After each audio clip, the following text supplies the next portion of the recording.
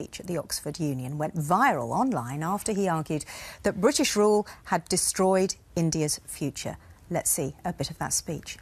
The fact is that India was already Britain's biggest cash cow, the world's biggest purchaser of British goods and exports, and the source of highly paid employment for British civil servants. We literally paid for our own oppression.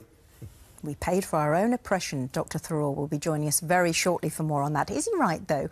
Tommy has been to Liverpool, a port city which thrived on Britain's colonial growth, to find out what people there think.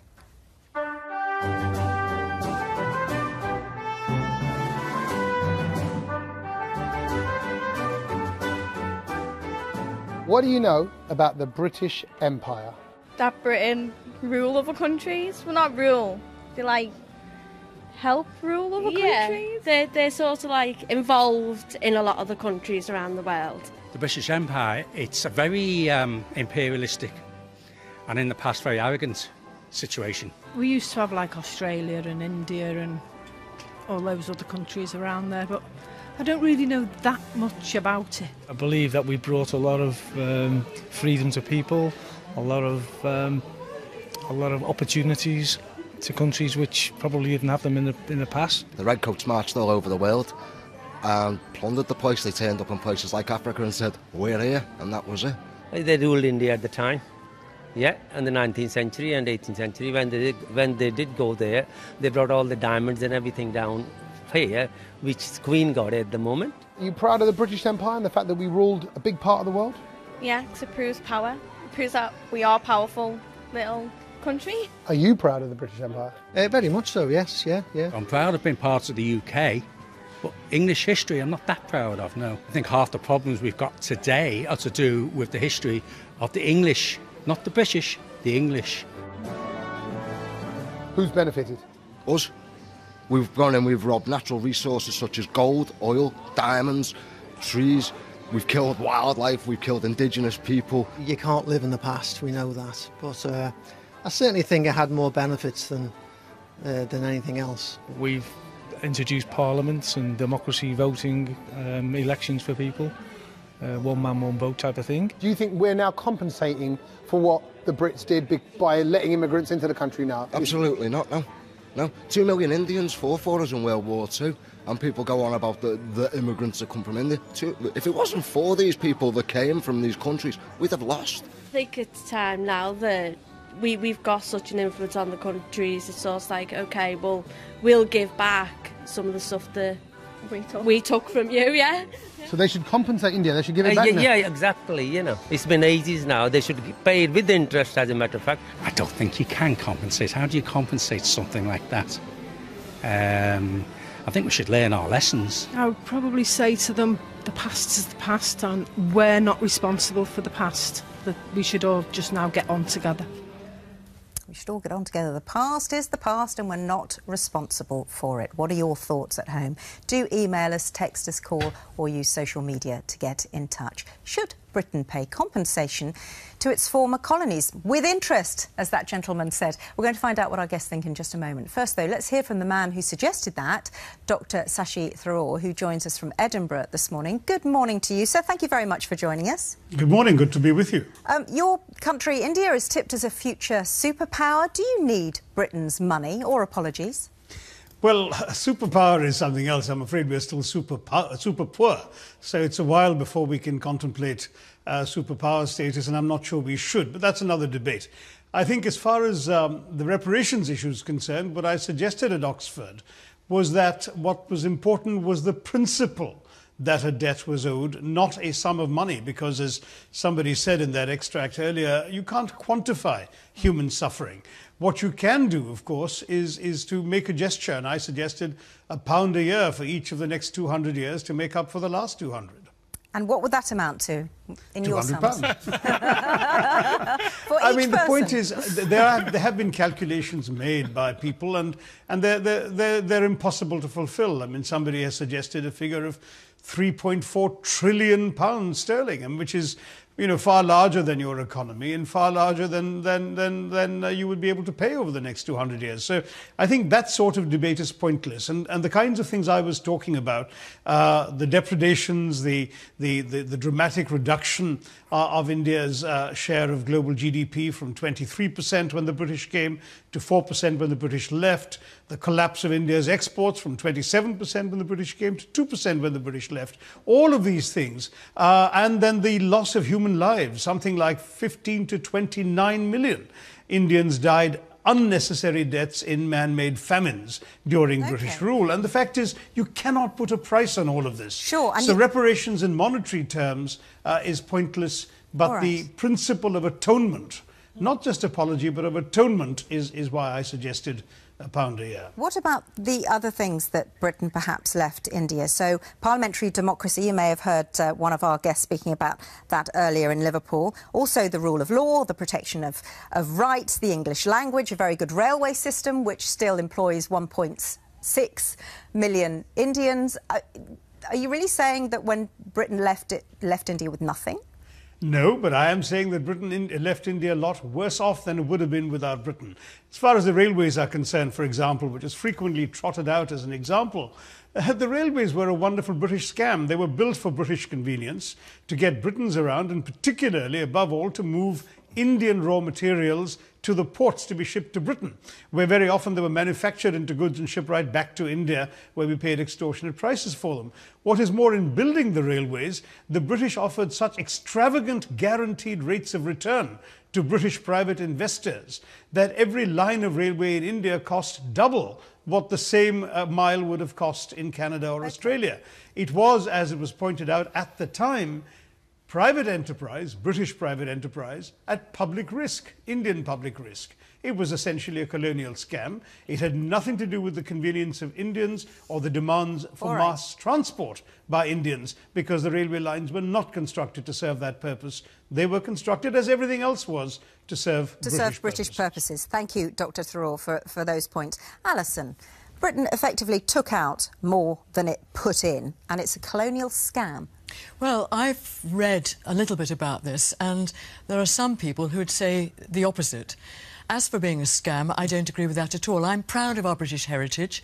I think Britain did extremely well with the British Empire, but I think in 1947, when we pulled out from India and they had their independence, was absolutely right. Of course we made mistakes, but we were never brutal to people who were in the empire, as other Amritsar massacre, as other countries were. And the famines you just spoke about, you're saying that wasn't brutal? Well, it wasn't all to do with the British. Of course it wasn't. The Amritsar massacre wasn't to do with the British of 1919. I don't know. Have you read what happened after what the British rather arrogantly called the Indian Mutiny, when they asked Hindu and Muslim sepoys to bite on cartridges which contained forbidden animal fats? Their punishment for not doing that was the most appalling acts of genocide by the British, torture of Muslims, wrapping them up in pig skins, putting men in cannon guns and shooting them into the air. And the Hindus were supposed to be eating something to do with the cow. But, I know, but I mean, you can't say that there was no brutality. But there was very little compared with other nations. Well, okay. 6.1 million people died in one famine alone. That's very little, is it? The Amritsar massacre, 379 Indians were killed in the Amritsar massacre. David Cameron in 2013 went almost as far as an apology, saying, I don't think the right thing to do is reach back into history and seek out things you can apologise for, but he certainly acknowledged that that level of brutality did take place. I'm the first to hold up my hand and say we got things wrong. Of course we did. We're human, and by human nature we will make mistakes. But by and large, I think we didn't do at all badly when we had the British Empire and looking after India and all the things you've mentioned, which are the positives. Should we atone for the things that we got wrong in the past? I think probably I think empire building is probably something the world should stay away from. And if you look at most empires, from the Roman Empire, what are we going to ask the Italians to start apologising to us? I don't think there's much point in apologising. I think that's a rather silly thing. But I don't think we should be wrapped up with the idea that Britain is better than everywhere else, that we are a great nation, that we've never done anything. We've done, I mean, go back to the Crusades, the sort of things we did to people. You know, we've moved on. Hopefully, we're living in a world that can become better than it has been. Maybe we can learn from our mistakes, and there were mistakes. I think you're right in terms of humility, but I think on top of that, you have to acknowledge, I mean, for example, in Australia, with Aboriginal Australians, with, the reconciliation movement was a very big movement, and I was actually involved in that for some time when I was over there, and I think it was very important because it gives people a sense of dignity and a sense that they've actually moved on from something, that they can park all their resentment historically. So an apology is quite important? I think an apology is very important. Well, the Queen apologised to the Maoris not long ago, very courteous of her, for what we'd done to the Maoris. The Maoris didn't return the courtesy and say that they'd eaten a boatload of Captain Cook's comrades, but, I mean, there's no need for everybody to apologise all the time. Of course there isn't. Well, is there a reason for compensation? What I think we should be doing, and I don't agree with the MP, actually, who's just spoken, the Indian, that we can't do anything in order to compensate, because I think nearly all the problems in the world today, from the Middle East, the boat people coming over the Mediterranean and so forth, are post-colonial problems, and we should be giving far more in overseas aid. Far, far more. I mean, well, Britain gave £269 million in aid to India in 2013. Yes. You think more should be given? I don't know about the Indian economy. Where are we going to get the more money from? But I think that's... It's a very wealthy country. I'm not talking about India now, but I'm talking about the people who are involved in these refugee crises, for example. They are all, in one way or another, escaping situations which were the creation of European imperial powers. We made a total mess intervening in the Middle East and continue to do so. Ditto North Africa, ditto Horn of Africa, and as European beings, and whether it was a British colony, an Italian colony, whatever it might be, we made the mess. These people, generations later, are still suffering from it. So therefore, we are obliged to help, not just with apologies, which of course are right, but with a crippling level, in my opinion. We should be prepared to reduce our own wealth in this country and help other people in the world who are suffering post-colonial problems. Yeah, I don't necessarily think reparations are always the way to go, because obviously that led to the rise of nationalism in Germany when they were paying war reparations to America. But I think, and that's obviously very dangerous. But my point is, you don't want to build resentment in the country, but at the same time, you have to acknowledge something that for me was a fundamental wrong. And I think, and that's what I'm talking about in other countries. And I think that where that has happened, it's given more of a sense of, like I said, dignity to the people. Dr. Tharoor, can I come back to you? Is this a big issue in India? Do Indian people tell you that this is what they want? They want apologies, and in some cases they would like some form of reparation? Well, actually, I'm afraid, I'm guilty of having made it one. It wasn't a big issue. This was a topic dreamed up by the bright students at the Oxford Union for their debate. But when my video went viral, it certainly ignited a national debate.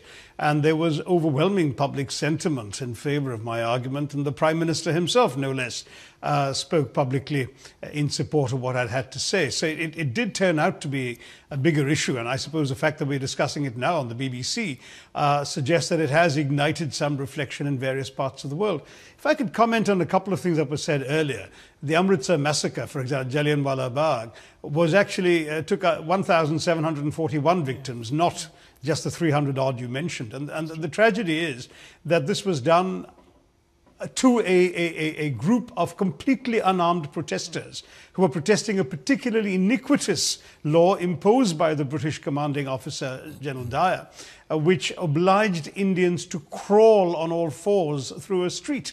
And they'd gathered to protest this absurd instruction when he opened fire and killed so many of them. So it really, this is the kind of brutality we've seen, I'm afraid, the destruction of the textile weavers' livelihoods in Bengal, when many weavers' thumbs were cut off and their looms were smashed so they couldn't continue their livelihoods.